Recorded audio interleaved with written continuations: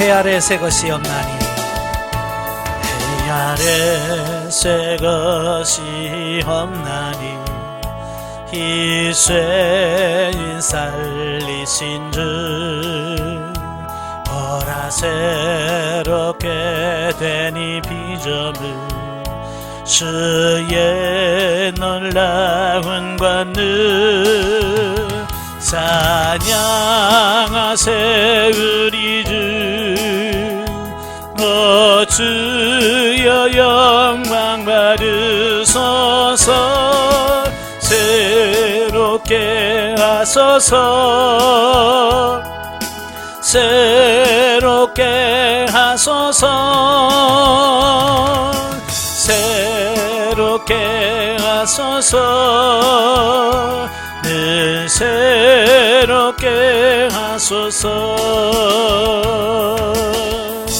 아멘. 기도하겠습니다. 은혜로우신 아버지 감사합니다. 오늘도 귀한 훈련의 시간 허락해 주시고 하박국서 말씀의 본문 이해를 하게 하셔서 감사합니다. 오늘도 하박국서의 말씀을 나눌 때 성령께서 우리 지각을 열어주셔서 알게 하시고 생각나게 하시고 깨닫게 하옵소서. 시종을 주님께 맡겨오며 예수님의 이름으로 감사하며 기도합나이다. 아멘. 이 시간은 교재 157페이지입니다. 157페이지 보시면 하박국서 1장 본문 이해를 보겠는데요. 1장의 내용이 하박국과 하나님 간의 질의와 응답. 1장 1절은 그 하박국서 전체의 그 머릿말에 해당되는 말인데요. 본문은 본서의 머릿말에 해당되는 부분으로서 본서의 저자와 신적 기원을 밝히고 있다. 그래서 선지자 하박국이 묵시러 받은 경고라. 그러니까 이건 하박국 자신의 생각이 아니라 하나님으로부터 받은 그 경고라고 하는 말씀이죠. 그래서 본서의 저자는 끼어앉는 자라는 의미의 이름을 가진 하박국으로, 그는 남유다 말기인 요시야 왕 때부터 여호야김 시대에 걸쳐 활동한 선지자이다.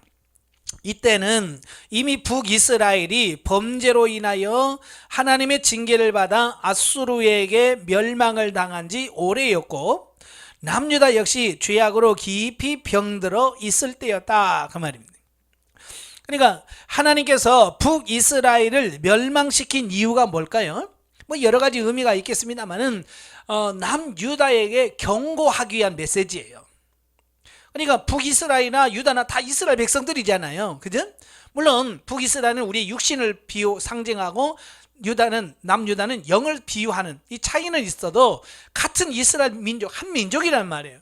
근데 하나님께서 북쪽 이스라엘을 722년도 아수르에 멸망을 시켰단 말이에요. 이건 뭘 말하냐면 남유다, 영을 상징하는 남유다에게 야, 너희도 이렇게 하나님 앞에 범죄하고 타락하고 하나님 떠나면 너희도 이렇게 망한다 라고 하는 어떤 경고의 메시지로 주신 거예요. 그러니까 우리가 세상에 살면서 그 악한 사람이 이런 심판, 징계를 받든지 뭘 받으면서 보면서 우리가 깨달아야 될 부분이 있는 겁니다. 그러니까 우리 뉴스에 보면 그 죄진 사람들이 그냥 재판받고 이렇게 하는 걸 보잖아요. 그런 걸 보면서 여러분 무슨 생각을 가지세요? 나는 아니야 라고만 생각하지 말고 그걸 통해서 그래, 나도 저렇게 정신 못 차려서 순간 넘어가면 나도 저럴 수 있겠다. 저도 예전에는 막 비난했거든요. 근데 가만히 보니까요, 정말 나도 그럴 가능성이 있어요. 그죠? 나도 물질에 욕심이 있기 때문에 나도 돈만 있으면 투기해가지고 아파트 막 이렇게 하고 싶은데, 그잖아요. 돈이 없어서 못할 뿐이잖아요. 그죠? 그러니까 남 비난하고 정죄하지 말고 그런 상황을 통해서 그래, 나 자신을 보고 나도 그랬을 거야. 그러면서 내 자신을 돌이키고 바꾸는 이런 훈련을 해 가야 된다는 거죠. 바로 이런 시대적 배경 속에서 하박국은 본서를 통해 하나님 앞에서 죄악을 저지르고도 회개하지 않는 남유다에 하나님의 공의로운 심판이 임하리라는 경고의 메시지와 남유다를 징계하는 심판의 도구로 사용된 바벨론이 그 죄악으로 역시 심판받을 것을 선포하여 죄악은 반드시 심판하시는 하나님의 공의를 드러내주고 있다. 한편 하박국은 여기서 그가 선포한 말을 이 묵시라는 언급을 함으로써 이와 서술되는 예언의 내용들이 자신의 말이 아니라 신적 기원을 가진 틀림없이 이루어질 무오한 하나님의 말씀임을 강조합니다. 이처럼 본론에 언급하기에 앞서 신적 기원을 강조하는 것은 구약 선지서들의 공통적인 특징 중에 하나이다. 그러니까 이 성경이라고 하는 것은 선지자들이 하고 싶은 이야기를 하는 게 아니라는 얘기예요. 하나님께서 전하고자 하는 메시지, 하나님께서 무슨 말씀을 하려고 하는지 그걸 깨달아서 대신 전하는 게 설교거든요. 오늘날도 마찬가지예요. 어떤 분이 저한테 와서 그래요. 목사님은 참 좋으시겠어요. 왜요? 그랬더니 할 말 다 하고 설교 시간에 목사님 하고 싶은 얘기 다 하잖아요. 사실 설교 시간에 할 얘기 다 못합니다. 정말 내가 하고 싶은 얘기 다 못해요. 왜냐하면 설교라고 하는 것은 목사가 하고 싶은 이야기 하는 게 아니잖아요. 그죠? 물론 여러분들은 어떻게 생각할지 모르지만 여러분은 어때요? 제가 제 할 말 다 한다고 생각하세요? 저는 사실 제가 할 말 못하고 살아요. 어떻게 하면 하나님의 말씀을 바로 전할까? 어떻게 하나님께서 선포하고 싶은 메시지를 어떻게 선포할 수 있을까? 근데 이걸 고민하면서 하나님 메시지를 전하는 게 이게 바로 설교거든요. 하나님께서 주시지 않는다면 이건 더 이상 그 묵시가 될 수 없죠. 하나님께 주신 말씀이 될 수가 없어요. 그래서 연설하고 설교가 다른 게 바로 그런 거예요. 연설은 뭐냐? 자기가 하고 싶은 이야기를 하는 거예요. 그러나 설교는 자기가 하고 싶은 이야기가 아니라 하나님께서 전하고자 하는 그 메시지를 대신 전해주는 겁니다. 왜냐하면 사람들이, 이 성도들이 일반적으로 하나님의 음성을 직접 못 듣잖아요. 그죠? 이건 출애굽기 19장 20장에 보면 하나님께서 이스라엘 백성들을 시내산에서 언약을 맺은 다음에 직접 하나님이 이스라엘 백성들에게 하나님 말씀을 선포했어요. 그러니까 백성들이 난리가 났죠. 모세에 와가지고 제발 하나님 우리에게 직접 말씀하지 못하게 시게 해라. 죽겠다 야. 우리가 하나님 말씀 직접 들으니까 죽겠는 거야. 그러니까 뭐라고 그랬어요? 당신이 듣고 와서 하나님 말씀 당신이 듣고 와서 우리에게 전해라. 그러면 우리는 그게 하나님 말씀을 듣고 우리가 그대로 따르겠다. 이제 그때부터 선지자가 나오는 거예요. 선지자는 뭐냐? 하나님과 백성들 중간 사이에서 그 메시지를 받아서 선포하는 역할을 하는 게 선지자고, 오늘 이 목회자가 뭐예요? 바로 하나님 말씀을 받아서 전해주는 게 이게 목회자의 사명인 거죠. 자, 2절부터 4절에 보면 하나님께 대한 하박국의 첫 번째 질문. 자, 보면은 하박국과 하나님 간의 질의응답을 보도하고 있는 내용인데요. 자, 본론 전반부의 계시 부분으로서 두 번에 걸친 질의응답 가운데 하박국이 하나님께 첫 번째 질문한 내용을 보도하고 있다. 자, 여기서 하박국 선지자가 하나님께 제기한 질문이 뭐냐? 공의 하나님께서 어찌하여 죄악이 관영한 남왕국 유다를 징계치 아니하시는가? 라는 것입니다. 당시 남유다는요, 예레미야 선지자나 스바냐 등 그 선지자를 통해서 하나님의 경고에도 불구하고 회개하지 않고 더욱더 죄악을 향해 치닫고 있었다.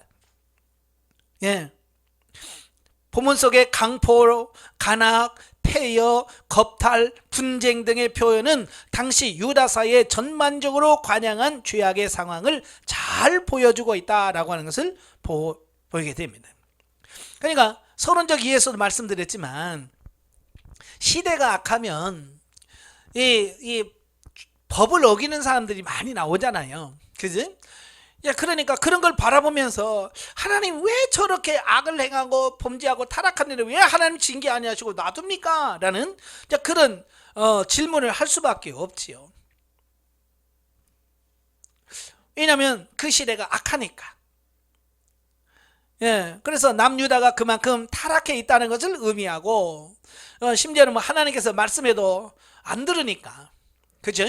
하나님 말씀하면 좀 들어야 되는데 하나님 말씀하셔도 안 들으니까 그 시대는 점점점 타락해 갈 수밖에 없는 겁니다.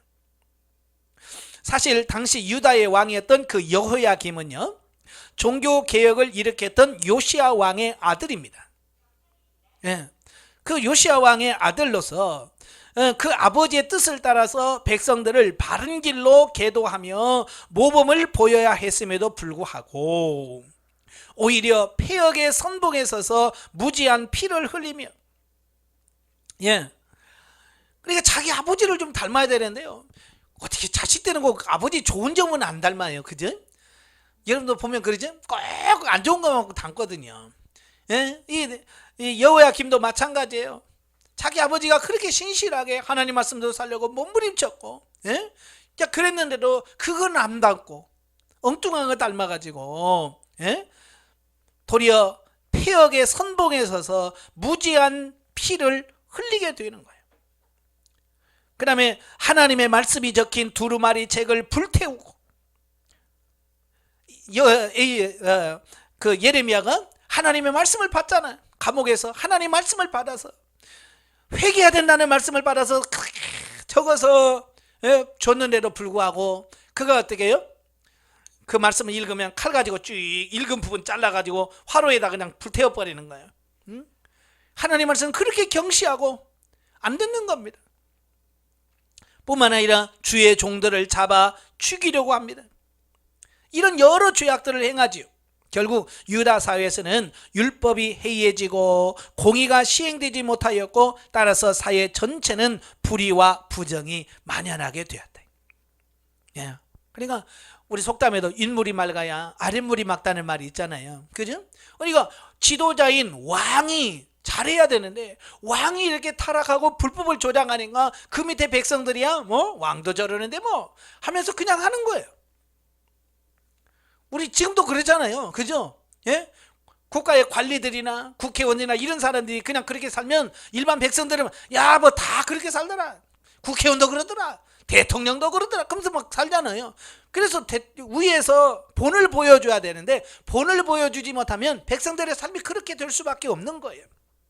그러니까 그 여호야김의 모습을 보면, 그 왕이지만 그렇게 사는 걸 보면 백성들이 어떻게 사는지 그 왕의 모습만 봐도 불보듯이 뻔하게 보이는 거잖아요.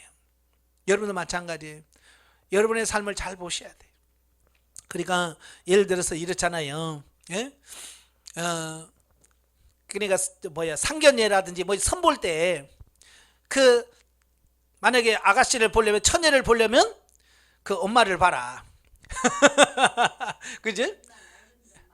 그렇죠. 어른들이 그러잖아요. 엄마를 보면 그 딸의 모습이 보여질 거다. 예. 그 아버지를 보면 그 아들의 모습이 보인다는 겁니다. 예. 그래서 우리들의 모습을 잘 살아야 돼. 아시겠죠? 예. 이러한 시대적 상황을 목도하면서 하박국은 공의의 하나님께서 어찌하여 유다의 죄악을 징계치 아니하시고 또한 의인들의 기도에 응답하지 않으시고 침묵하시는가 하고 불평어린 질문을 하고 있는 것이다. 이런 질문을 일면 하박국이 반정부주의자 또는 비애국자 같은 인상을 갖게 한다. 그러나 하박국의 질문은 불의가 온 세상에 판을 치는 현실에 대한 의인의 고뇌 잔 하소연이며, 또한 징계를 통해서라도 유다가 하나님 앞에 돌아오기를 바라는 진정한 애국심의 반영이라고 하겠다. 예. 그러니까 진정한 복이라고 하는 것은 하나님 없이 출세 성공하는 것이 아니에요. 그죠? 많은 사람들은 하나님 없이도 그냥 출세 성공하면 야 이건 복이야 라고 생각합니다. 그러나 진정한 복이라고 하는 것은 비록 세상에서 고난을 받고 많은 어려움을 당한다 할지라도 하나님과의 관계가 바로 정립되는 것이 진짜 복이라고 하는 것을 이 하박국 선지자는 잘 알고 있었습니다. 이게 뭐가 진짜 복이냐? 하나님 없이 잘 살고 잘 먹고 잘 사는 게 복이냐? 아니면 하나님과 같이 살되 이 땅에서 고난 받으면서 좀 힘들지만 그렇게 하나님과 같이 사는 게 이게 진짜 복이냐? 이걸 하박국서는 알고 있기 때문에 이런 말을 할 수 있었다라고 하는 사실이에요. 예. 그러니까 복이라고 하는 것은 현세적인 복은 진짜 복이 아닌 거죠. 네, 진짜 복은 뭐예요? 하늘에 속한 복, 신령한 복, 영적인 복이 진짜 우리에게 복인 줄로 합니다. 예, 그래서 몸이 아파도 몸이 아픈 걸로 인하여 내 믿음이 성장하고 내 신앙이 성장했다면 몸 아픈 게 복인 거예요. 심지어 그렇잖아요. 예, 어떤 분은 제가 만났는데, 예? 사업 잘 되다가 사업이 쫄딱 망했대. 예, 그래서 쫄딱 망해서 목사님이 됐대. 이 망하는 게 복이 아니에요? 그죠? 그분은 망하는 게 복이잖아요. 만약에 그분이 사업이 안 망했다면 그 돈 번이라고 정신 없어서, 예? 어떻게 목회할 생각을 했겠어요? 근데 그가 쫄딱 망해서 그냥 아예 부도가 나버리니까 아이고 모르겠다, 나 주의 일해야지. 그래서 다 청산하고 가서 신학하고 목사가 됐단 말이에요. 그분은 어때요? 세상적인 복은 잃었을지 모르지만 신령한 복을 얻은 거 아니에요? 한해 속한 복을 얻은 거 아니에요? 그러니까 그분의 입장에서는 망하는 게 복이죠. 그죠? 그분만 그럴까요? 우리도 마찬가지예요. 여러분도 마찬가지예요. 망하는 게 복입니다. 아멘 할 수 있어야 돼. 근데 대부분이 그분은 그분이고요, 나는 망하면 안 돼요. 이러니까 나한테는 적용을 안 하니까 이게 문제가 되는 거예요. 여러분도 똑같이 망하는 게 복일 수도 있습니다. 몸이 아픈 게 복일 수도 있고요, 일이 안 되는 게 복일 수도 있고요, 회사에서 잘리는 게 복일 수도 있고요, 직장을 잃는 것이 복이 될 수도 있다는 얘기예요. 그러니까 당장 눈앞에 보이는 요것만 보고 이건 복이다 저주다 라고 판단하지 말라는 얘기예요. 저도 이제 가끔 보면 그런 어려운 일 당하신 분들이 와서 상담도 해요. 목사님, 직장에서 잘렸어요. 아이고, 하나님께 더 좋은 거 주시려고 그러죠. 감사하세요. 그러잖아요. 이게 당장 눈앞에 직장을 잃었으니 이제 뭐 먹고 사나 걱정이 될 수 있지만 하나님께서는 뭐 이미 다 준비하고 예비하고 계시고 다른 길을 또 계획하고 계시니까 그렇잖아요. 예, 그러니까 하나님께서 주실 것을 바라보면서 소망하며 인내하면서 감사해야지, 거기서 세상 끝나는 것처럼 그렇게 좌절하고 있을 필요는 없다는 얘기죠. 자, 5절부터 11절까지 오면 하박국 첫 번째 질문에 대한 하나님의 응답입니다. 하나님 물으면 반드시 대답하셔요. 자, 보면은 하박국 선지자의 첫 번째 질문에 대한 하나님의 응답을 보도하고 있는데요. 즉, 공의의 하나님께서 어찌하여 죄악이 관연한 남유다를 징계치 아니하시는가 라는 선지자의 질문에 대한 하나님의 답변은 남유다의 죄악을 판관하지 않고 그들을 심판하실 때가 되면 바벨론의 심판의 도구로 사용하셔서 남유다의 죄악을 징계하시겠다라는 말씀입니다. 그러니까 하나님께서 모르셔서 나 가만둔 게 아니라는 거예요. 하나님께서는 뭐요? 그 남유다, 그렇게 범죄하고 타락한 유다를 치시게 하시려고 바벨론은 이미 예비하시고 준비하고 있었다라는 사실이에요. 그러니까 여러분도 마찬가지예요. 예, 하나님은 다음에 우리의 뭘가 하시려고 미리 준비하시고 미리 예비하시는 하나님이라는 사실이에요. 그러니까 하나님께서는 이런 거예요. 이스라엘 백성을 광야에서 이스라엘 백성을 40년 인도하셨잖아요. 그러니까 하나님은요, 다 미리 준비해 놓으셔요. 자, 홍해 앞에 왔어요. 하나님은 뭐예요? 홍해 가를 것을 미리 아셨고 그들을 물세례 주시려고 그들을 인도하신 거거든요. 근데 이스라엘 백성 그걸 모르니까 원망한 거예요. 그래서 하나님께서 때가 되니까 어때요?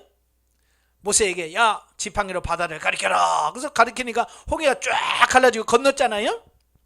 자, 또 3일 가니까 물이 다 떨어졌네요. 마실 물이 없는 거야. 또 원망하는 거야.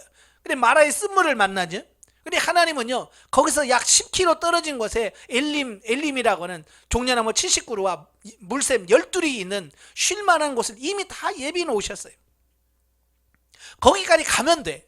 근데 거기까지 못 가고 마라에서 쓴물을 먹으면서 왜 하나님 원래 쓴물 주냐고 원망하는 거예요.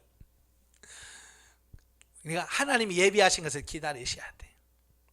또 애굽에서 가지고 오는 양식이 한 달 만에 딱 떨어졌어요. 예, 그들은 하나님의 준비한 걸 못 보니까 뭐라고 그랬어요? 우리를 굶겨 죽이려고 데리고 왔냐? 근데 하나님은 이미 하늘에다 만나를 예비해 놓으셨어. 이거 40년 먹고도 남을 수 있는 양을 하나님 이미 다 준비해 놓으셨어요. 이스라엘 백성은 양식 떨어진 것만 봤지 하나님이 준비하신 40년 먹을 양식은 못 본 거예요. 또 호렙산에서 물이 없습니다. 하나님은 이미 반석 밑에다가요, 그 이스라엘 백성이 충분히 먹고도 남을 수 있는 물을, 생수를 이미 반석 밑에 다 준비해 놨어요. 근데 이스라엘 백성은 그게 보여 안 보여요? 안 보이죠. 안 보이니까 또 뭐예요? 우리 목말라 죽이려고 연구하고. 우리는 눈이 열려야 돼. 눈이 열려서 뭘 보냐면 예비하시고 준비하신 하나님을 보라 그 말이에요. 근데 그게 안 보이니까 원망하는 거예요. 왜 우리가 원망 나옵니까? 예, 하나님의 역사. 오늘 하박국도 그랬잖아요. 왜 하나님 원망해요? 예, 하나님은 이미 바벨론이라는 나라를 통해서 그 범죄하고 타락한 백성들을 심판하시려고 이미 바벨론을 준비해 놓았어. 근데 하박국의 눈에는 그게 보여요, 안 보여요? 안 보이는 거죠. 안 보이니까 하나님이 세상이 이렇게 악한데 왜 하나님은 이 세상을 악한 사람을 놔두십니까? 그렇게 하나님을 원망할 수밖에 없었다는 겁니다. 하나님은 이미 다 준비하시고요, 다 예비하고 계시다는 걸 꼭 기억하시길 바래요. 자, 특별히 본문에서 하나님께서 남유다의 죄악을 징계할 바벨론에 대해 하나님의 섭리 아래 이루어지는 그들의 세력 확장과 그들의 야심 및 포악성, 용맹, 그리고 교만 등을 구체적으로 언급하고 있는데, 이는 하나님의 징계를 받을 남유다가 얼마나 처참한 처지에 놓이게 될지를 보여줍니다. 예. 실제로 이 예언은 BC 586년 남왕국 유다가 바벨론의 느부갓네살 왕에 의해서 완전히 멸망을 당합니다. 그래서 그게 성취가 돼요. 결국 유다의 범죄에 대한 하나님의 침묵은 죄에 대한 방관 내지 용납이 아니라 그들의 죄를 심판할 때가 차기까지 기다리신 것을 알 수 있다. 그러니까 하나님께서 몰라서가 아니란 말이에요. 하나님은 다 보고 계시는 거예요. 하나님의 때, 하나님이 정한 때가 기다리는 거죠. 그러면 옛날만 그러냐? 아니요, 지금도 마찬가지예요. 저와 여러분도 마찬가지입니다. 지금 당장에 하나님의 징계가 없다고 해서 하나님이 안 계신 것이 아니라 하나님은 다 하시고 준비하고 계신다는 것을 우리는 기억을 하셔야 돼요. 아시겠죠? 예, 하나님은 다 알고 계셔요. 한편 바벨론은 전쟁터에서 비호 같은 용맹을 발휘하기는 했으나 그들은 인애가 결여되고 하나님을 모르는 교만한 자들로, 비록 그들이 하나님의 심판의 도구로 사용된다 할지라도 결국 하나님의 심판을 면치 못할 것이었다. 예. 그러니까 하나님께서는 잠깐 동안 남유다를 회개시키려는 징계의 도구로 바벨론을 택하셨다는 겁니다. 예, 들었었다는 겁니다. 근데 바벨론조차도 하나님이 자기를 하나님의 징계 도구로 쓴다는 것을 그 자신도 모른다는 얘기예요. 그죠? 자, 이게 중요한 거예요. 여러분, 파트너로 들었으면 나 자신도 누가 파트너인지 잘 몰라. 뿐만 아니라 파트너로 쓰임받은 사람도 몰라. 그러니까 난 너 때문에 상처받았어 라고 말해도 그 사람은 그걸 모르는 거예요.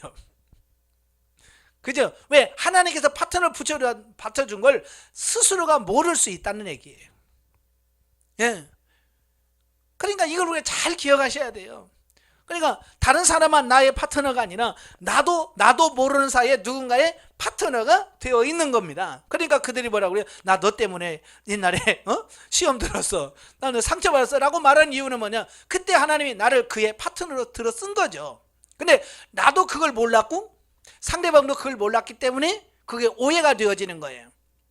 예, 많은 사람들이 자기가 파트너 역할을 했다는 사실을 모르는 겁니다. 그러니까 내가 미안해, 나 몰라서 그랬네 라는 말을 못하는 거예요. 왜? 여기서 인지를 못하기 때문에 그렇다라는 사실이에요. 그리고 바벨론이 그런 거예요. 바벨론은 남유다를 하나님께서 너무 죄악이 많아서 야, 그들 좀 손 좀 봐줘, 좀 착하게 살으라고. 근데 바벨론은 그걸 모르는 거예요. 그러니까 가서 이스라엘 백성들을 막 쳐서 죽이고 빼앗고 막 자기 욕심 채우느라고 정신없는 거예요. 하나님의 뜻을 실행하지를 않아요. 그래서 결국 그들도 망하게 되는, 하나님의 심판으로 망하게 되는 이런 부분들을 보게 됩니다. 그러니까 우리가 하나님의 도구로 쓰임받고 있다는 사실을 우리가 인식을 해야 돼요. 아시겠죠? 예, 여러분도 정신 차려야 돼요. 그러니까 내가 남의 파트너로 쓰임받으면서도 내가 무슨 일을 모르면, 내가 무슨 일을 하고 있는지를 모르면 결국 내가 쓰임받고 내가 버림받는다 그 말이에요. 정확하게 아셔야 돼요. 그럼에도 불구하고 하나님은 하나님께서 바벨론을 유다의 죄악을 징계하시는 심판의 도구로 사용하신 사실은 유다의 타락상이 어떠했는지를 가히 짐작할 수 있다. 그러니까 왜 하박국이 왜 우리보다 악한 저 인간들을 들어서 우리를 그렇게 하십니까? 그러잖아요. 제가 늘 그러잖아요. 파트너는 나보다 강해요, 약해요? 강하죠. 왜? 약하면 훈련이 안 되죠. 그죠? 나보다 강해야 훈련이 되는 겁니다. 그러니까 왜 저들은 이렇게 강하고 악합니까? 그런데 뭐냐, 그만큼 유다도 만만치 않다는 얘기예요. 그죠? 그 유다가 강하니까 강한 민족을 통해서 심판할 수밖에 없는 거죠. 가끔 저도 이제 상담하다 보면 그래요. 하나님, 나는 왜 이렇게 파트너가 센지 모르겠어요. 그런 말 하거든요. 그럼 제가 그러죠. 왜 세겠어요? 내가 세니까 센 파트너를 붙여주시는 거죠. 내가 약해봐요. 약한 사람 붙여주겠죠. 그걸 통해서 파트너를 통해서 누구를 알아야 되냐면 나를 알아야 돼요. 자신을 알아야 돼요. 그러면 파트너가 세다고 불평하지 못합니다. 아시겠죠? 자, 12절부터 17절까지 오면 하나님께 대한 하박국의 두 번째 질문. 자, 첫 번째 질문에 대한 답이었죠. 하나님 왜 공의로 심판하지 않습니까? 그러니까 하나님께서 뭐라고 그랬어요? 내가 바벨론 지금 준비해 놨어. 그런 거죠. 그러니까 그게 또 마음에 안 드는 겁니다. 하박국이. 그래서 두 번째 질문을 합니다. 두 번째 질문이 뭐냐? 왜 하필이면 남유다보다도 더 패역하고 또한 하나님을 모르는 이방 족속인 바벨론을 들어서 하나님의 백성인 유다를 심판하시려고 하십니까? 이제 이런 거예요. 언제는 안 한다고. 이제 한다고 그러니까 왜 또 그 사람들을 쓰냐고. 이제 이런 거거든요. 예. 자, 이런 하박국은 뭘 말하냐면 결국 유다 백성들이 얼마나 죄가 많은 사람인지를 모르니까. 자, 보통 보면 사람들이 그래요. 자기들이 악하다고 본명 안 해요. 자기는 다 착한데. 그죠? 자기는 다 착한데 다른 사람이 안 착하다, 그런 얘기를 하거든요. 안 그렇거든요. 그건 자기 자신을 모르는 소리예요. 우리가 알려면 내가 얼마나 악한 죄인인지, 내가 얼마나 악한 사람인지 그걸 알아야 돼요. 예. 그런데 사람들은 보통 그걸 아는, 하박국도 그러잖아요. 지네들도 악하면서 뭐요?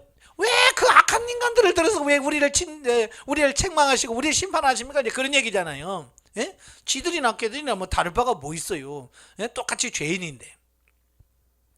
그래서 하박국 선지자는요, 첫 번째 지리를 통해서 범죄한 유다가 바벨론에 의해 멸망당하리라는 응답을 받았을 때 하박국 선지자는 이런 하나님의 답변이 납득하기 어려웠습니다. 예.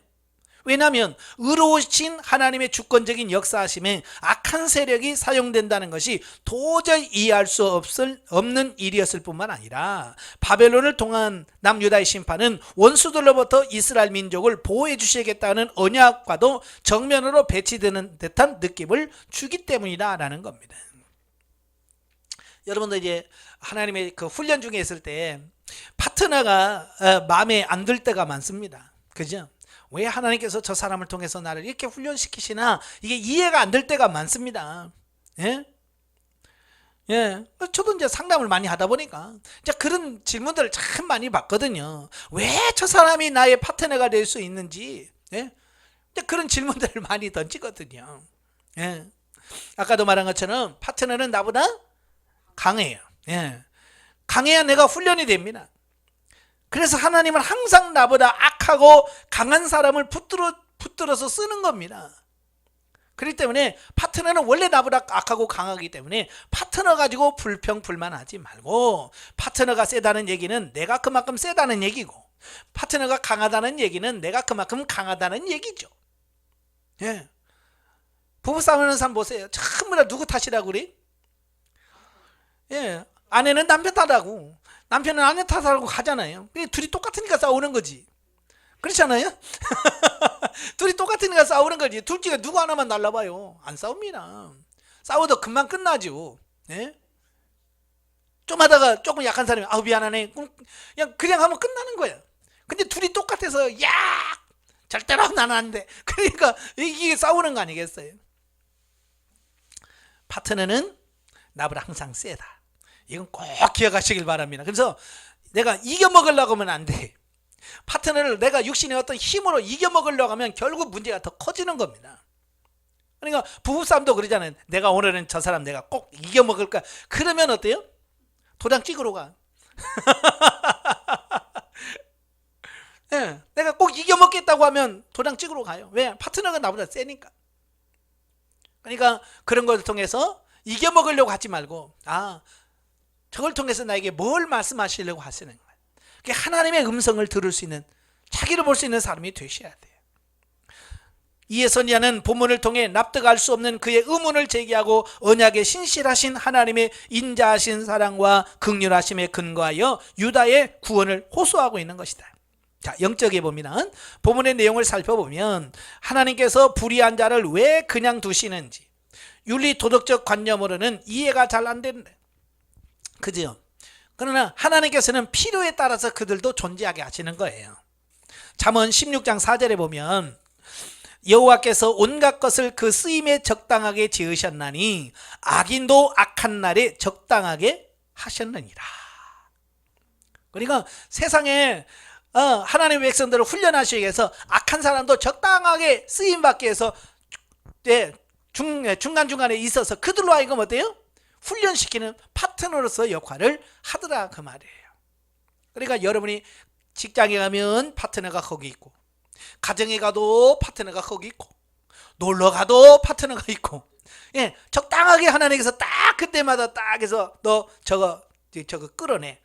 저 속에 있는 성품 저거 그 못된 성품 끌어내. 그러면 파트너가 네 알겠습니다. 그래서 열심히 막 해가지고 이 안에서 욱하게 나오게 만들잖아요. 그러면 뭐요? 파트너에서 야 너 왜 그래가 아니라 내 속에 이런 게 있구나, 이런 게 나오는구나, 하나님 내가 또 이게 남아있네요. 그래서 나를 볼 수 있어야 돼. 아시겠죠? 그래야 내가 변화되는 거예요. 사람이 볼 때 선한 것과 악한 것은 목적이 자기중심적이기 때문에 다 죄악에 속한다. 자기중심적으로 옳고 그르다는 데서 인간의 갈등이 온다. 자연적인 인간은 보통 선과 악에서 헤맨다. 그래서 잠언 16장 25절, 14장 12절, 16장 2절에 보면 그 무슨 말씀이냐면 사람의 행위는 다 자기가 보기에 뭐라고 그래? 깨끗하다고 본다는 거예요. 이게 문제예요. 다 자기가 보면 자기가 옳다고 생각하고 자기가 깨끗하다고 본다는 겁니다. 근데 뭐예요? 하나님은 뭘 본다고요? 우리의 심령을 감찰하시느니라. 우리의 속에 의도가 뭐냐, 이걸 꿰뚫어 보는 겁니다. 그러니까 하나님 앞에서 속일 수가 없는 거죠. 다시 말하면 사람이 보는 것과 하나님이 보는 관점이 다르다라고 하는 것을 보게 돼요. 자, 특별히 이사야 55장 8절 9절에 보면 하나님의 생각과 사람의 생각과 하나님의 생각이 다르다라고 표현하잖아요. 그래서 사람들은 항상 뭘 판단할 때 도덕적이고 윤리적인 걸 가지고 판단합니다. 그래서 우리가 이제 본능 단계나 윤리 단계까지만 해도 자꾸 윤리로 따집니다. 어째 사람이 인사도 안 하냐? 사람이 어떻게 그런 식으로 하냐? 자꾸 윤리 도덕적으로 이게 접근합니다. 그러나 이제 진리 생명 단계로 들어가게 되면 어떤 윤리 그게 아니라 진리적 하나님의 말씀으로 상대방을 보게 되는 거예요. 그러면 생명 단계에 들어가면 이제 내 안에 사랑이 넘쳐서 그 사랑이 넘치는 그 사랑으로 사람을 대할 수 있는 이 부분이 되는 거예요. 아시겠죠? 그러니까 단계 맞게 대하는, 사람을 대하는 태도가 다르다라고 하는 것을 기억하셔야 됩니다. 그러니까 성장하면 윤리 도덕적으로 옳으냐 그르냐를 따지면 안 되고요. 하나님 앞에서 이게 하나님의 뜻이냐 아니냐. 그래서 하나님의 뜻이면 선이고 하나님의 뜻이 아니면 악인 거예요.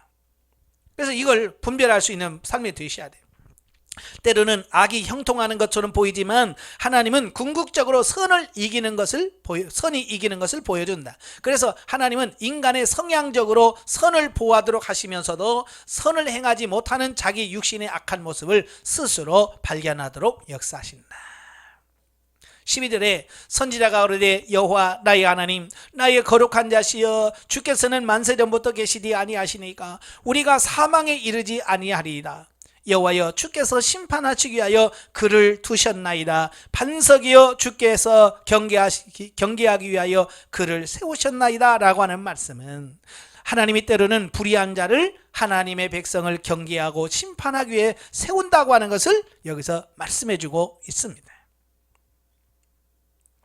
그래서 하나님이 몽둥이를 들어 쓰실 때 그것이 의로워서 쓰시는 것이 아니다. 몽둥이 자체는 아무런 가치가 없지만 하나님은 자기 백성을 위해 인생의 채찍으로 사용하시는 것은 불의한 자들이 하는 일이 헛된 것임을 자기 백성들로 하여금 깨닫게 하시기 위해서 그렇다라고 하는 겁니다. 그러니까 이게 몽둥이로 쓰신단 말이에요. 도구란 말이에요. 그래서 도구는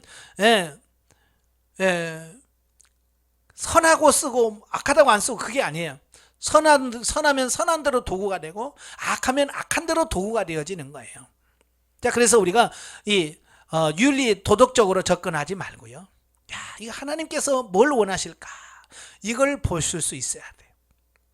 13절 17절까지는 불의한 사람들이 불의한 방법으로 소유를 얻기 위하여 갖은 불의를 다행하고 또 남을 죽여서 자기는 계속 소유를 얻는데 그게 옳으냐라고는 질문하는 것이다 그랬죠. 그래서 사실 그 악인의 형통은 곧 무너질 모래성과 같은 거예요. 모래로 성을 쌓으면 어때요? 바람 불면 무너지고 비 오면 무너지고 금방 무너지는 겁니다.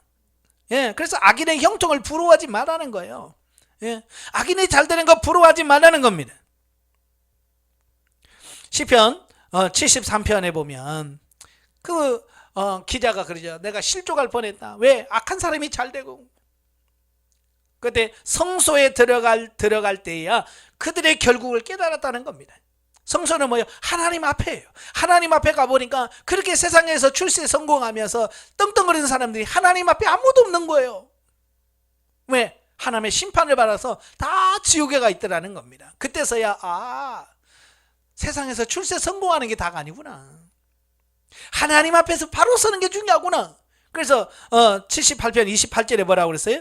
하나님께 가까이함이 내게 복이라. 그전에는 뭐 돈이 있어야 되고 부자가 되고 이게 복인 줄 알았는데 결국은 뭐야? 하나님과 함께하는 것이 복이다. 이걸 깨달아요. 오늘 여러분도 이걸 깨달으시길 바라요. 자, 2장으로 갑니다. 2장은 하박국의 두 번째 질문에 대한 하나님의 답변과 바벨론에 대한 5가지 저주가 나옵니다. 자, 보면은 하박국 선지의 두 번째 질문에 대한 하나님의 답변이다. 즉 하박국의 두 번째 질문에 대한 하나님의 답변은 한마디로 하나님께서 범죄한 유다를 징계하시기 위하여 잠시 바벨론을 들어 사용하실 뿐 바벨론도 결국은 그들의 죄악대로 심판을 받아 반드시 멸망할 것이라는 하나님의 말씀인 거예요. 좀 더 구체적으로 말하면 먼저 1절에서 3절에서 보면 하나님께서 하나님의 묵시의 말씀을 명백히 기록하여 누구든지 읽고 하나님의 뜻을 알게 하려는 명령을 하박국 선지자에게 내린 사실과 함께 하나님의 정한 때가 되면 하나님의 묵시가 반드시 성취될 것임을 선언하고 있는 내용이 나옵니다. 자, 1절에 보면 그래요. 내가 내 파수하는 곳에 서며 성루에 서리라 그랬어요. 여기서 파수하는 곳이나 성루는 다 군사시설을 의미합니다. 파수꾼들이 가서 보초 서는 곳이에요. 지금도 가끔 북한에서 넘어오는 사람들 있잖아요. 뭐 휴전선이 뚫렸네, 뭐가 뚫렸네 그러잖아요. 왜 뚫려요? 파수꾼들이 졸면 뚫려요. 그래서 이 파수하는 군인들은 자면 안 돼요. 깨워서 적들이 오는지를 봐야 돼. 그래서 일부러 여기서 뭐라고 그랬어요? 파수꾼, 나는 파수대에 서겠다. 이 말은 무슨 말이에요? 만약 파수꾼이 지키는, 잠자지 않고 깨어서 지키는 것처럼 나도 깨어서 지금 하나님 앞에 간다. 그런 뜻이에요. 다시 말하면 선지자가 하나님께 질문하고 나서 하나님의 응답을 기다렸다는 뜻이에요. 파수꾼처럼 자지 않고 깨어서.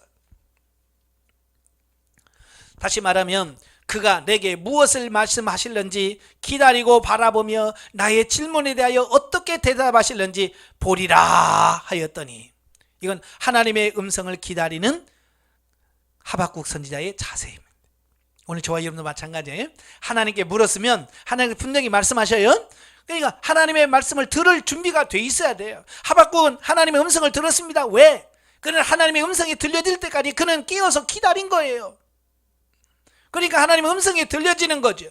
여러분도 마찬가지예요. 하나님께 묻고 안 들려 그러지 말고 하나님께서 내게 말씀하실 때까지 오래 참고 기다리고 인내할 수 있어야 돼요. 그러면 하나님께서 말씀하신다.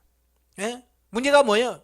사람들은 물으면서도 하나님의 음성을 들을 생각도 없고 들어도 순종할 마음도 없고, 그러니까 하나님께서 말씀도 안 하시고 말씀하셔도 하나님의 말씀으로 인식을 안 하는 거죠. 우리가 문제예요. 그래서 하나님 뭐라고 그랬어요? 이걸 판에 기록하여 달려가면서도 읽을 수 있게 하라 그러죠. 달려가면서도 읽게 하라는 말은 무슨 말이에요? 크게 써서 붙여라 그 말이에요. 얼마나 크게 썼으면 막 달리게 하다 보면서도 저 말이구나 알 수 있을 만큼 큰 걸로 쓰라는 말이죠. 이건 뭘 말해요? 반드시 하나님의 말씀은 성취된다고 하는 것을 보여주려고 하는 거죠. 예. 일반적으로 우리가 지킬 의도가 없으면 뭐예요? 말로만 끝냅니다. 내가 해줄게. 이건 법정에도 아무런 효력이 없습니다. 예, 부부간에도 그렇고요. 다른 사람과 말로 약속한 것은 법적으로 보호를 받지 못해요. 뭐가 있어야 되냐면 문서로 써야 돼.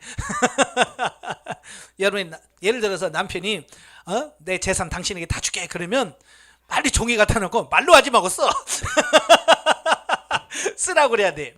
쓰라고 하고 날짜 쓰고 도장 찍든지 이걸 찍든지 해놔야 나중에 법정에 가서 효력이 있는 거예요. 말은 뭐 갖고는 안 돼. 내가 하늘의 별을 따라줘도 이거 하면 무슨 종이 갖다 놓고 써 그래야 돼.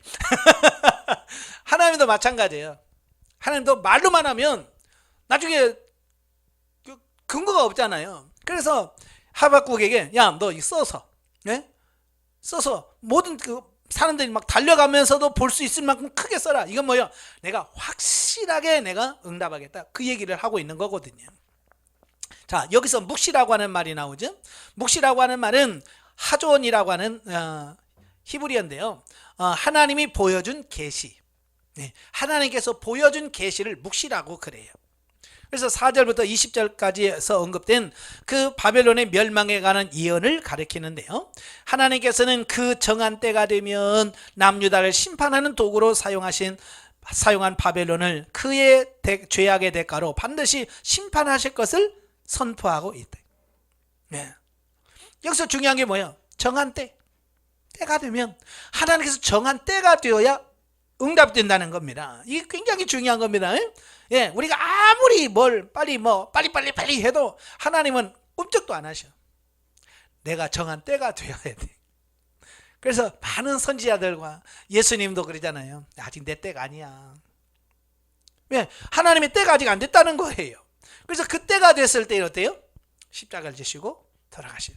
자, 만사가 하나님의 때가 있다는 거 기억하시면 좋겠고요. 자, 한편 히브리 기자가 본문 3절의 내용을 인용하면서 그리스도의 재림과 연관시킴으로써 본절을 하나님의 종말론적 심판에 관한 언급으로 보았습니다. 따라서 본문은 1차적으로는 바벨론의 심판에 관한 예언이지만 궁극적으로는 악의 세력에 대한 종말론적 심판을 예언하는 것으로 볼 수 있다는 겁니다. 이처럼 가까운 장래에 있을 일을 통하여 먼 미래 일까지 예언하는 것을 성경 예언의 복합성이라고 말합니다. 자, 이러한 예언의 복합성은 구약 선지서의 한 특징 중에 하나다. 그러니까 선지자들은요, 가까이 있는 것을 말하는 것 같지만 먼 미래를 말씀하고 있는 거예요. 이게 예언의 복합성이거든요. 그래서 가끔 제가 1차 성취는 이거고 2차 성취는 이거고 3차 성취는 이거다. 표면적인 것은 이런 거고 궁극적인 예언 성취는 이거다라고 자꾸 말씀하는 이유는 뭐냐면 이 구약 선지자들의 예언은 그냥 한 번으로 끝나는 게 아니에요. 1차, 2차, 심지어는 3차 성취까지 있습니다. 바로 이제 그런 부분들을 보게 되는 거고요. 4절 20절에서 바벨론의 멸망 선포와 함께 이처럼 바벨론이 멸망할 수밖에 없는 이유 5가지를 말씀해 주고 있습니다. 첫째, 탐욕의 죄. 두 번째, 불의한 일을 취한 죄. 세 번째, 피 흘림의 죄. 네 번째, 비루한 협박의 죄. 다섯 번째, 우상 숭배의 죄. 실제로 이 예언은 바벨론이 BC 539년 메대와 바사의 연합군에 의하여 멸망당함으로써 성취되었다는 겁니다. 자, 여기서 탐욕, 불의한 이, 또 피 흘림, 협박, 우상 숭배, 이것들은 다 뭐냐면 아수르, 이게 바벨론에 의해서 멸망당한 아수르의 죄악상이에요. 그죠? 그러니까 아수르가 왜 망했습니까? 바로 이 바벨론이 지은 이 죄로 인하여 멸망을 당했어요. 누구한테? 바벨론에게. 그렇다고 하면 바벨론이 멸망을 시켜놓고 똑같이 죄를 지었는다. 그러면 뭐예요? 결국 아수르가 망하듯이 바벨론도 망한다. 그 의미를 말씀하고 있는 거거든요. 한편 본문은 바벨론에 대한 이러한 심판 예언과 함께 의인의 종국적 승리를 선포함으로써 선민 유다가 비록 그 범과로 인하여 잠시 징계를 당하나 바벨론과 같이 완전히 멸망하지 않고 회복될 것을 보여줍니다. 네, 아까 설명드렸지만 의인의 심판과 악인의 심판이 분명히 달라요. 의인의 심판은 뭐예요? 회개하고 돌이켜서 완전한 구원에 이르는 것이 의인이 받는 심판이라면 악인은 그냥 심판으로 끝나는 겁니다. 아주 멸망해버리는 거예요. 예. 그런 차원에서 의인은 고난 중에 감사해야 돼요. 왜? 우리를 영원한 멸망이 아니라 우리를 돌이키시고 회개시키는 하나님의 섭리가 담겨져 있기 때문에 그런 거죠. 자, 특별히 의인은 그 믿음으로 말미암아 살리라는 말은 신약시대에 이르러 사도 바울을 통해서 찬란하게 꽃피우게 될 구원론의 핵심인 이신득이 사상의 근간이 되는 말씀으로 성도들에게 구원에 대한 소망과 확신을 심어주는 말씀이다. 자, 이상의 본문을 통해서 깨닫게 되는 교훈이 있습니다. 첫째는 하나님은 전 우주의 창조자시요 역사의 주관자로 그에 대한 바른 자세 여부가 선악의 기준이며 우리 전 존재의 영복과 영벌을 결정하는 유일한 기준이 된다는 사실을 깨닫게 됐네. 예. 그러니까 아까도 말했지만 자꾸 우리가 윤리 도덕적으로 이거 옳지 않다 그렇게 판단하지 말라는 거예요. 죄는 하나님과의 관계에서 나오는 겁니다. 아시겠죠? 예, 하나님 관계에서 빌었던 거예요. 그러니까 우리가 죄 지르지 않으려면 뭐 해야 돼요? 하나님과 바른 관계를 형성해야 돼. 이게 하나님과 바른 관계를 형성하면 죄를 짓지 못해요. 하나님께서 막으십니다. 그렇죠? 하나님 관계가 멀어지니까 자꾸 죄 짓는 거거든요. 그러니까 영성훈련하면 결국 하나님의 관계가 가까워지거든요. 하나님과 관계가 가까워지니까 어때요?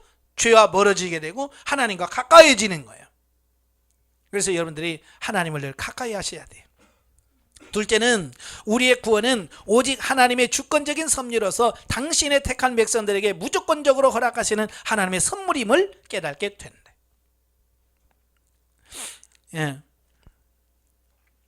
따라서 성도된 우리는 예수 그리스도의 대속의 피로 죄사함을 받아 의인으로 칭함을 받고 영생에 이르게 된 축복이 나 자신의 공로가 아니라 전적으로 하나님의 놀라운 은혜임을 깨달아 이에 대하여 날마다 감사하며 보답하는 신앙생활을 하여야 하겠다. 예. 그러니까 모든 것이 하나님의 은혜임을 깨달았을 때 우리가 율법에서 벗어납니다. 예.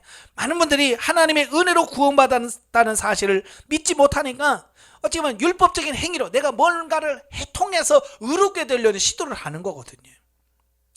여러분, 행위로 의롭다함을 받을 수 없다고 분명히 말씀합니다. 우리는 하나님을 믿는 그 믿음으로 의로워집니다.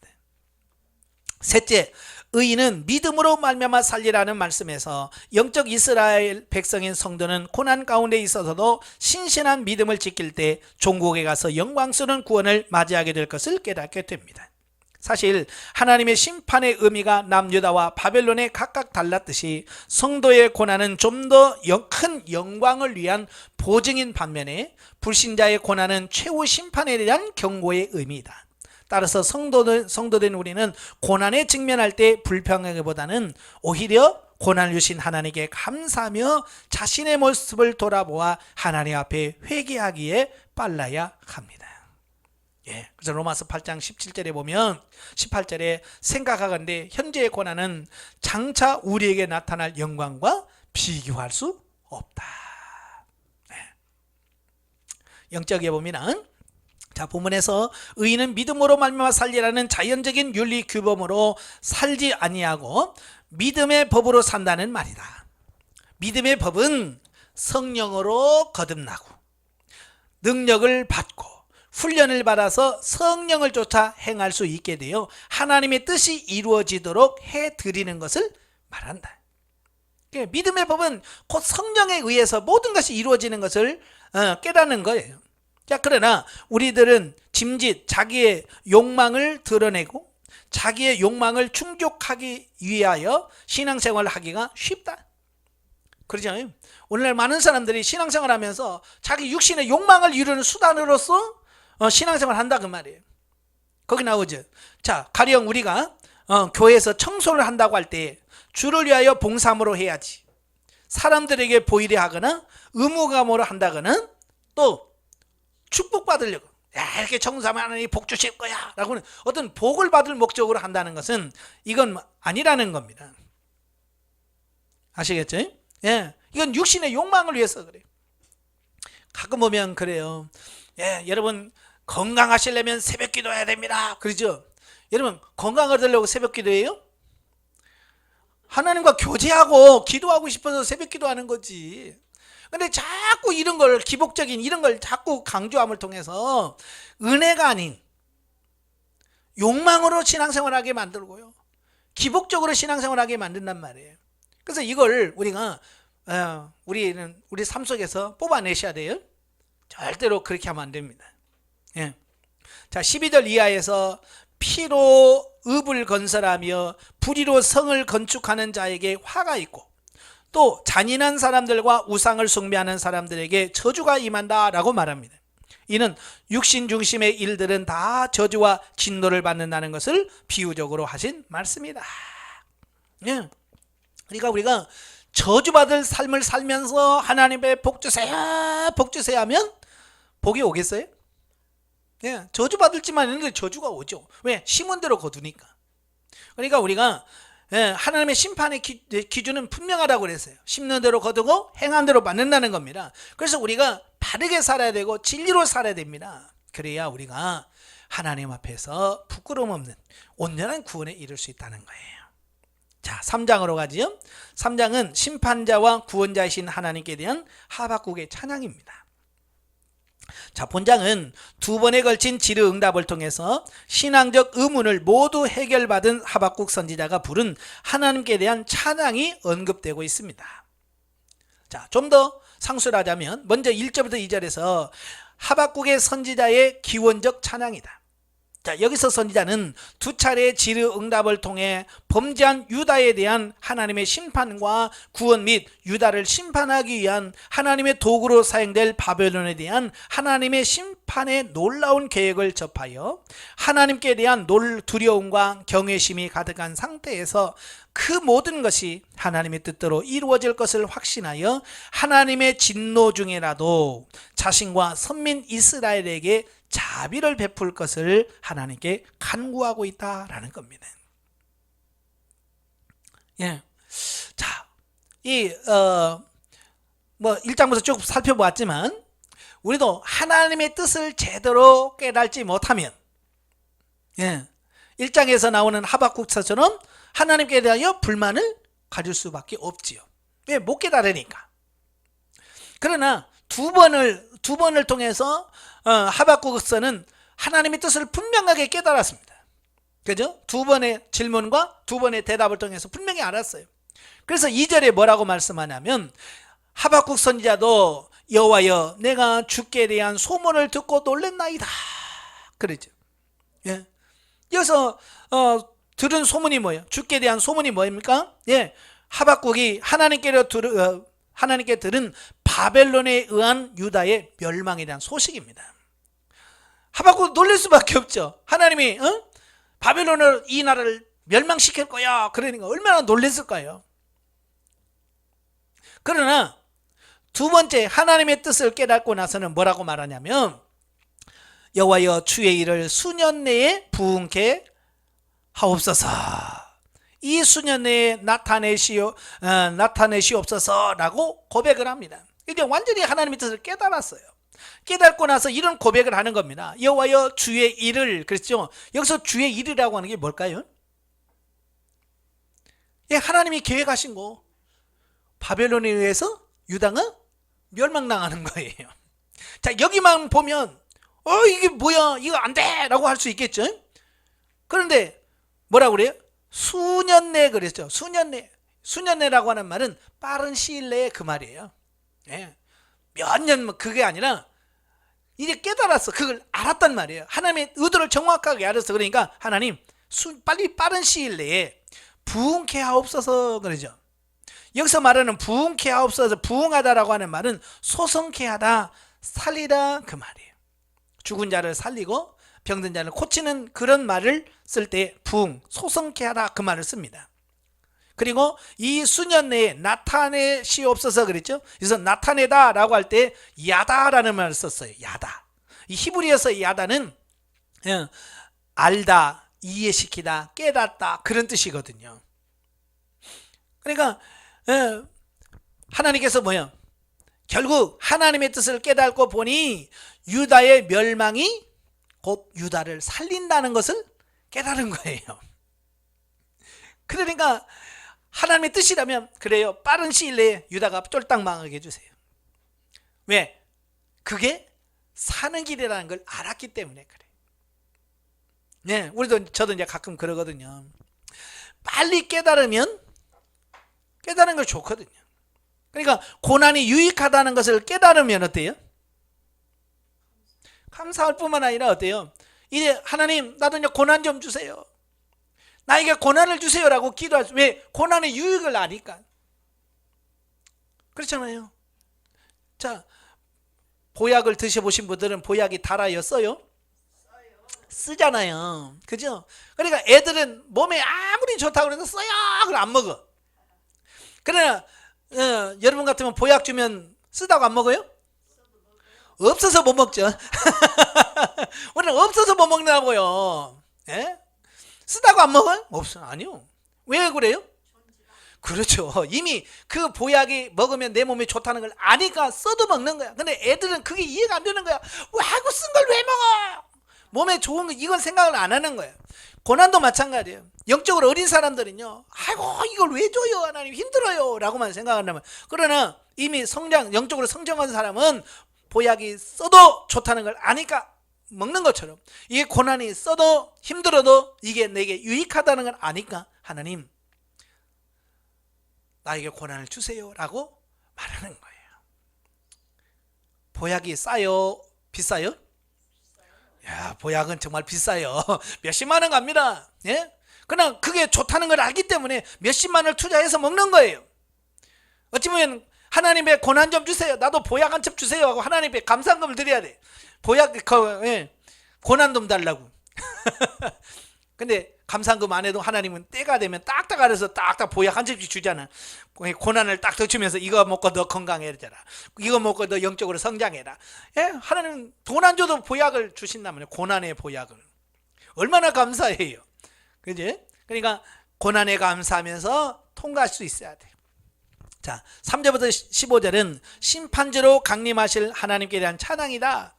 여기서 선지자는 세상을 심판하기 위해 강림하시는 하나님의 모습을 상징적 언어를 사용하여 장엄하고도 생생하게 묘사하고 있습니다. 특별히 이 부분은 실제적으로는 미래에 있을 사실을 마치 현재 일어나는 일처럼 묘사하고 있는데요, 이처럼 미래의 일을 현재 일어나는 일처럼 느끼게 하는 것을 소위 사실적 현재 용법이라고 말합니다. 이는 미래의 일이 반드시 성취될 것을 시사함으로써 독자들로 하여금 매우 긴박감을 느끼게 하는 효과를 준다라고 하는 사실입니다. 그러니까 이렇게 말할 수 있는 것은 뭐냐면, 반드시 하나님 말씀은 성취된다는 믿음, 확신을 갖고 있기 때문에 그렇습니다. 확신이 없으면 이런 말 못하거든요. 자, 예를 들어서 이런 거예요. 어떤 약을 먹으면 꼭 낫는데, 그러면 우리는 뭐라 그래? 먹어, 꼭 나, 반드시 나 그러잖아요. 근데 그런 확신이 없어요. 이거 먹으면 좀 좋을걸? 그러지. 에? 확실히 믿어, 뭐 이런 말 못하잖아요. 그러니까 이 하박국 선지자가 이렇게 강력하게 말할 수 있는 것은 뭐예요? 하나님 말씀이 반드시 성취된다는 확신, 믿음이 있기 때문에 이렇게 강력하게 말할 수 있는 겁니다.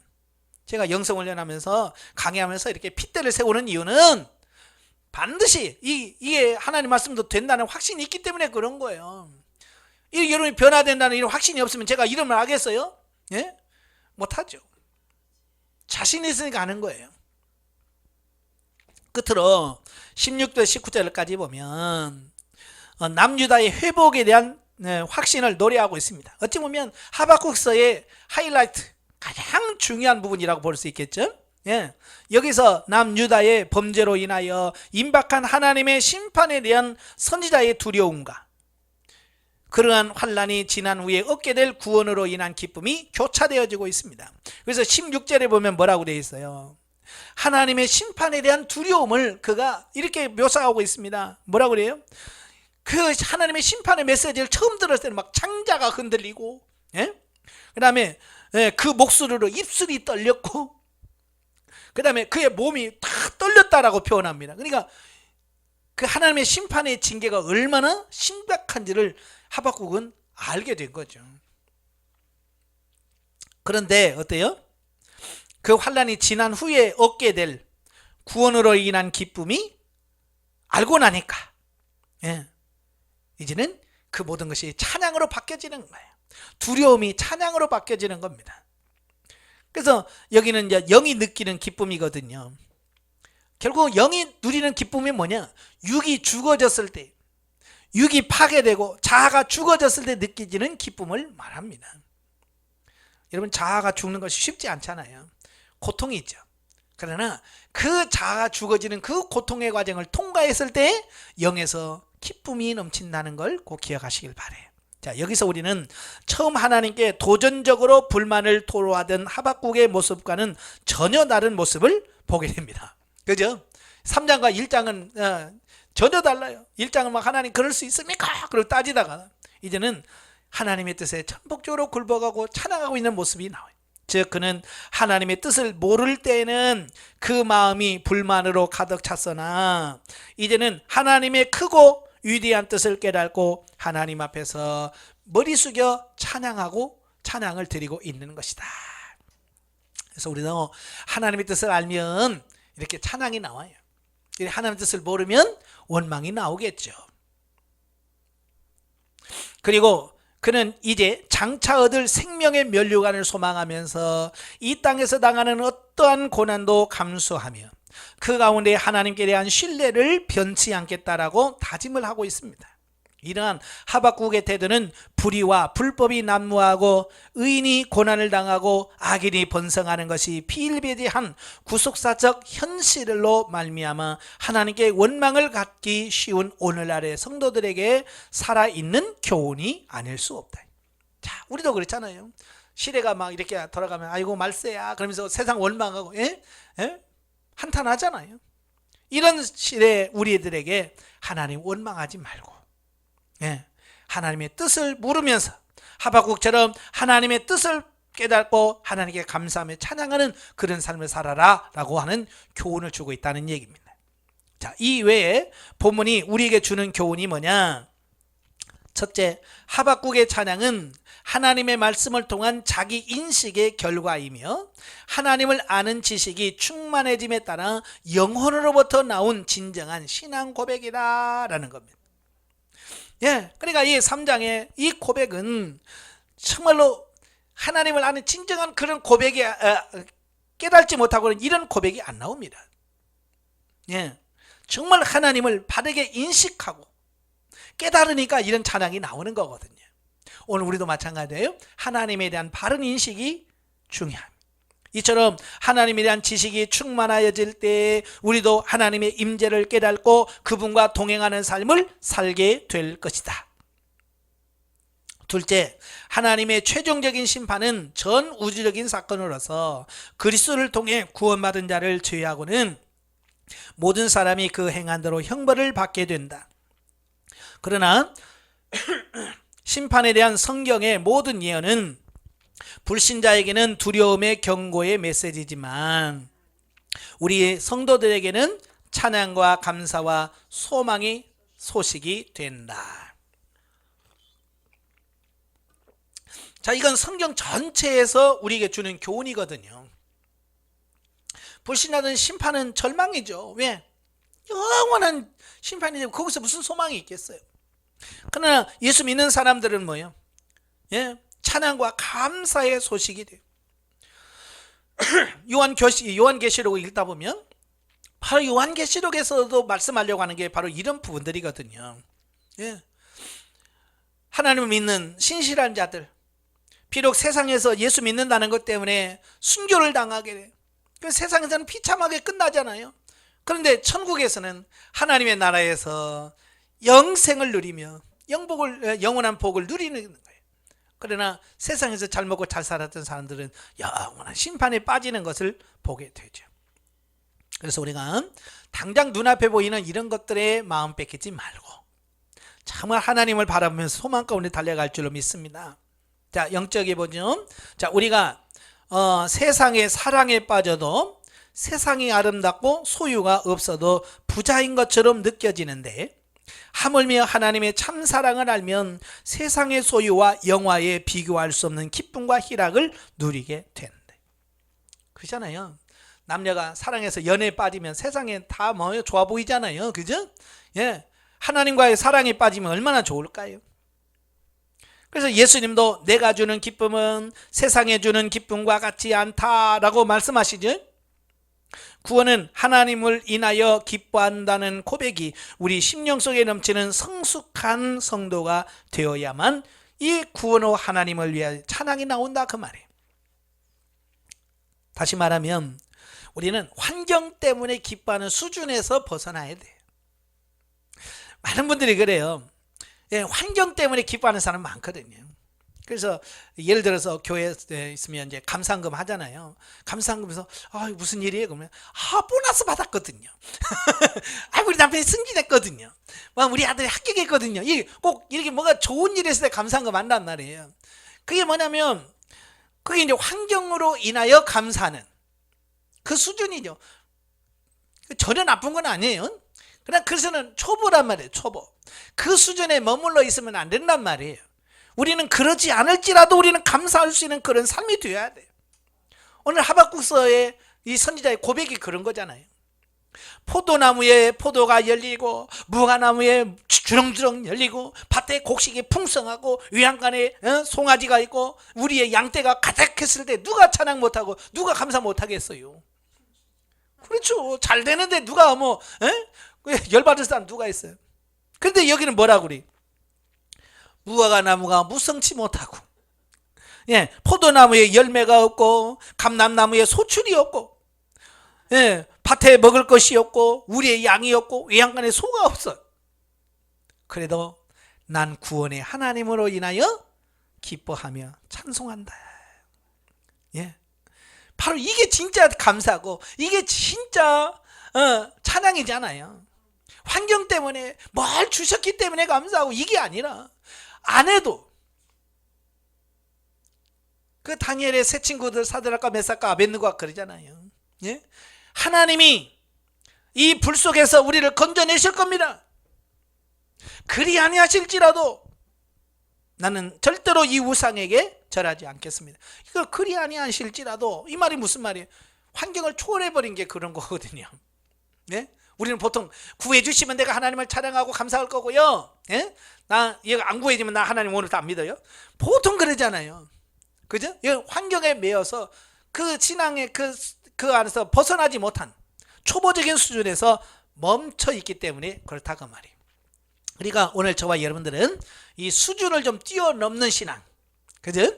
좀 영적인 수준을 좀 높이는 신앙이 되네요. 언제까지 어린아이 같은 신앙 속에서 늘 하나님 어쩌면 그럴 수 있습니까? 어때? 너무합니다 하나님. 뭐 그러면서 살 거냐고요. 예, 그걸 뛰어넘는 여러분 되시길 바래요. 아시겠죠? 자, 167페이지 19절의 말씀은 사슴이 높은 곳을 다니는 것처럼 성도들이 영적으로 고매하고 거룩한 삶을 살 수 있도록 하나님께서 우리들에게 역사하고 계신다는 의미다.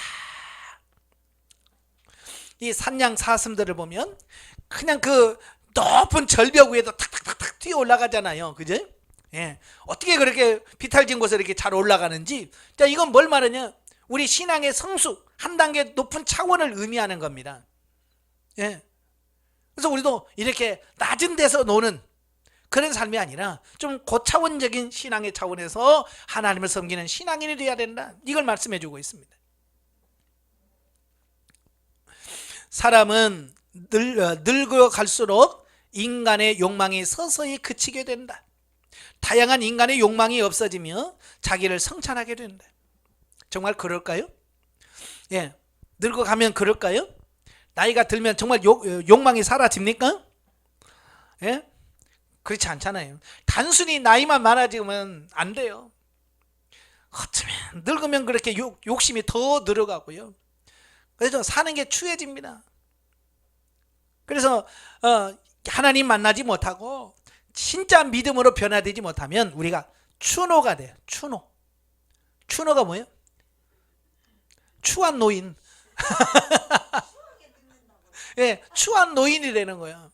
그래서 우리가 하나님을 바르게 알고 바르게 신어야 정말 우리가 늙어도 정말 하나님 앞에서 사람들 앞에서 참 저분은 잘 늙었어 이렇게 말을 듣는데, 욕심과 막 이런 거 가지고 막 죽을 때까지 욕심만 부리면 사람들이 다 손가락, 아이고 저 늙은이 저거 손가락질 안 한단 말이에요.